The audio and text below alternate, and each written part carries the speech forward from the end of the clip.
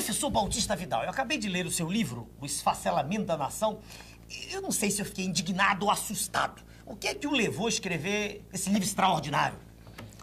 Eu não entendia, doutor Enéas, como é que um país mais rico do planeta, potencialmente rico, tinha seu povo na miséria e a nação inviabilizada no seu futuro. Então eu resolvi fazer uma análise global das políticas que levaram a isso e terminei constatando que elas têm origem externa e elas fazem parte de um conjunto harmônico que leva necessariamente ao desastre. Por exemplo, nós produzimos hoje, apenas com 13% do território, alimentos para alimentar 500 milhões de pessoas.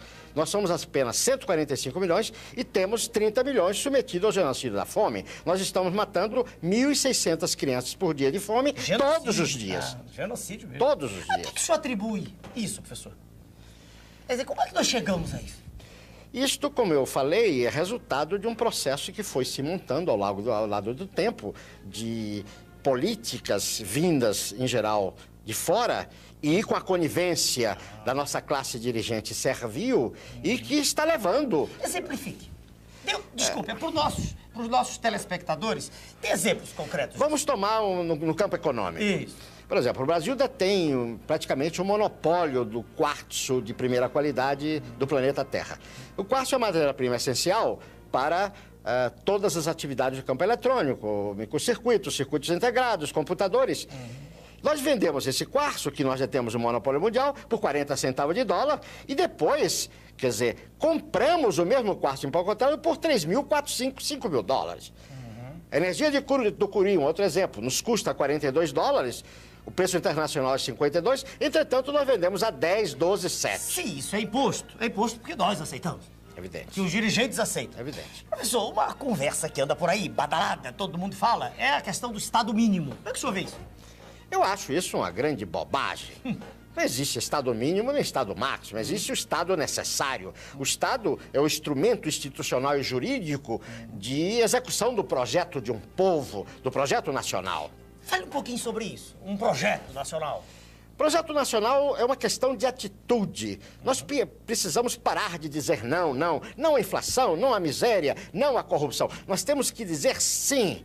Sim ao pleno emprego, sim à produção das nossas riquezas, ao progresso da agricultura, da indústria, da educação, da tecnologia. O oposto que está aí, né, professor? Exatamente o oposto que está aí. Exatamente o oposto. Ainda, quando o senhor fala nisso, mostrando que o Estado tem que ser forte, quer dizer, né? Eu digo ao senhor o seguinte, essa história das privatizações não está inserida nisso, não? Não está dentro do contexto? Claro, claro. Porque, ao mesmo tempo que as nações hegemônicas fortalecem os seus estados, eles querem destruir os estados das nações hoje dependentes. Então, o processo de privatização está nesse contexto. E tem uns exemplinhos, Quer dizer, agora aqui, essas últimas. Por exemplo, o caso da Uzi Minas, né? A Uzi Minas, que é a segunda mais eficiente indústria siderúrgica do mundo, né? Quer dizer, é um patrimônio de 15 bilhões com B de dólares, e foi entregue por um valor que não vale um gol usado. Isso é um dado da Procuradoria-Geral da República que estudou detalhadamente a questão. É uma transferência de patrimônio. A transferência de patrimônio. Professor, existe um documento terrível, que eu sei que o senhor conhece bem. Fale um pouquinho para os nossos telespectadores dele. Fale sobre o Consenso de Washington. Bom, o Consenso de Washington sintetiza num documento onde todas essas ações. Ninguém pode dizer que desconhece. Porque isso está consubstanciado num documento onde a participação nacional foi nenhuma. Isso veio de fora, por isso se chama Washington. Imposto. Então, imposto. O processo de privatização, a reforma administrativa, a reforma fiscal, a reforma ilegítima da Constituição, a destruição, está tudo lá. Tudo lá. Só não sabe quem não quer saber. Essa história, professor, da globalização da economia. A globalização é aquela história, né, da livre competição, da raposa e da galinha. Nós já sabemos qual é o final. O senhor diz no seu livro que nós caímos numa armadilha. É uma armadilha fruto de todas essas contingências. Vou dar apenas um exemplo. Eles falam na competição entre nações. Se eu tenho a competição entre empresas, uma empresa vai à falência e manda pra rua seus trabalhadores, seus operários. A nação vai à falência, vai matar matar o seu povo. É o fim do humanismo. É o fim do homem, é o fim do humanismo, né? É o desastre Terrível. total, o Terrível. desastre total. Professor, a que é que o senhor atribui essa passividade da sociedade brasileira? Tudo sendo destruído, como diz aquele conhecido nosso, senhor Soberão, economia de cemitério, e a gente não vê uma manifestação gigantesca. A que é que o senhor atribui isso? O nosso povo é a grande vítima, não é verdade? Agora, o nosso povo tem uma máquina terrível, que é a mídia, que condiciona o seu pensamento. A mídia mente, a mídia, Mente, quer dizer, distorce, a mídia retira a Nós nossa... vamos entrar no primeiro mundo.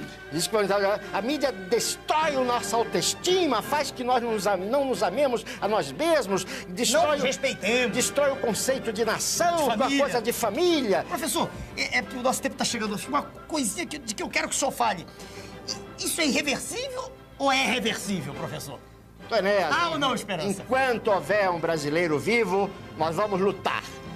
E vamos fazer história. Essa questão do fim da história. Enquanto houver um brasileiro vivo, nós vamos lutar e vamos resgatar tudo isso. E vamos fazer da nossa Terra o maior país do planeta. Vamos fazer a maior civilização que o homem já viu sobre a Terra. Professor, muito obrigado pela sua presença no nosso programa. Obrigado.